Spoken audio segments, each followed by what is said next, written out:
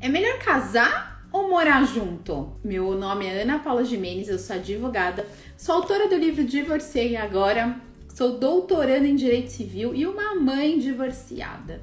Bom, primeiro vamos analisar o que é uma união estável, que é o morar junto. Para ficar configurada uma união estável, é preciso que a união seja pública, ou seja, que aquelas pessoas reconheçam como um casal. Vou dar um exemplo do mundo dos famosos. O Marcos Paulo e a Antônia, eles viviam em união estável e eles eram reconhecidos como um casal casados, tá? Só que eles viviam em união estável porque não tinham o papel. Então, o primeiro requisito é uma união pública, tá? O segundo requisito é uma união duradoura. Tem um tempo mínimo. Antes, na lei antiga, tinha um tempo de 5 anos, depois diminuíram para 2 anos e hoje em dia não mais tem tempo mínimo, tá?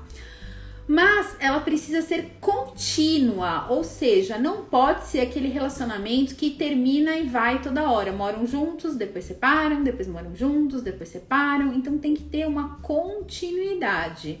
E o quarto requisito, então já vimos que a união tem que ser pública, contínua, duradoura, tá? E com o intuito de constituir família. Ah, eu moro junto com ele, mas eu não quero família com ele. Ele sabe que a gente só tá namorando. Tudo bem, mas se você tem uma rotina de família, então vocês dividem as contas. Não precisa ter filhos juntos para configurar a união estável, mas vocês dividem as contas, vocês dividem a vida de vocês. Aquilo vá se tornando uma família, por mais que vocês digam que não, tá? Então, o objetivo disso tem que ser constituir uma família, mesmo que você diga que você não tenha a intenção, mas se você vive como se fosse uma, você está vivendo em união estável. Recapitulando, tá? União pública, contínua, duradoura, com o intuito de constituir família. O que acontece hoje em dia? O que acontece é que quem vive em união estável informal, ou seja, que não tem um documento, um instrumento particular e nem um instrumento público, né? Uma escritura pública de união estável, está no regime da comunhão parcial de bens e nem sabe falar, eu não sou casado, então ele não tem direito a nada. Não! É aí que a pessoa tem direito, porque se a união estável é reconhecida, o outro vai ter direito a metade de tudo que você adquiriu onerosamente depois dessa união. E ainda fica difícil de descobrir qual que é a data do início da união estável. Por isso que eu recomendo, nunca fique morando junto sem nada documentado. Procure sempre um advogado para te ajudar, para te orientar e para fazer uma escritura, um contrato de união estável, que aí você pode estabelecer qual que é o regime de bens. Se você tem um documento e você tá morando junto e não quer que as coisas, né, que você ganhou onerosamente, porque doação e herança estão fora, né? Você não tem, o outro não tem direito a doação e herança no regime da comunhão parcial de bens. Se você tem aquele documento, você pode escolher qual regime de bens que você vai viver com o seu companheiro ou com a sua companheira. No casamento, o casamento é um ato cheio de formalidades, tá? Você já escolhe qual que é o regime de bens que você quer viver com o seu marido ou com sua esposa.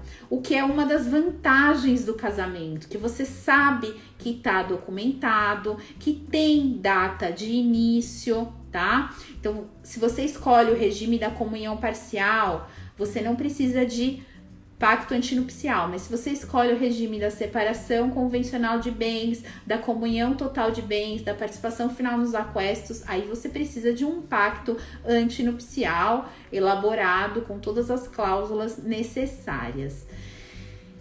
Eu acho que o importante, independente se for uma união estável ou um casamento, é você ter algo documentado. Para quê? Para que fique sua vontade lá estabelecida em relação aos seus bens. Eu acho um erro as pessoas morarem juntos na mesma casa e não deixarem para lá e não fazerem nada, não fazer nenhum tipo de documentação, porque quando esse relacionamento terminar, além disso de ter direito a alguns bens porque não regulamentou, a gente tem que ver que hoje em dia a nossa jurisprudência, os tribunais superiores equipararam a união estável e o casamento. Então aquela companheira, aquele companheiro que você acha que não tem direito a nada, ele tem os mesmos direitos de quem está casado. Por isso que eu digo, se o melhor é viver em união estável ou em casamento, faça o que te der vontade, tá?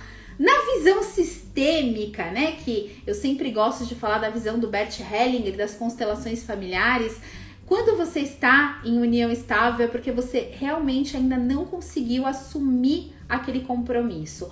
Ou porque você não está olhando como adulto, ou porque você está procurando sim coisa melhor, senão você assumiria o casamento. Essa é a opinião do Bert Hellinger.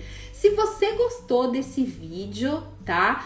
Deixa aqui o seu like. Se você acha que tem alguém precisando ouvir tudo isso que eu falei, encaminhe esse vídeo e toda quinta-feira faça sua inscrição aqui no meu canal, que às 20 horas, todas as quintas-feiras, você vai receber um vídeo novo. A gente vai falar sobre divórcio, sobre casamento, sobre união estável, sobre filhos da separação, sobre relacionamentos abusivos, né?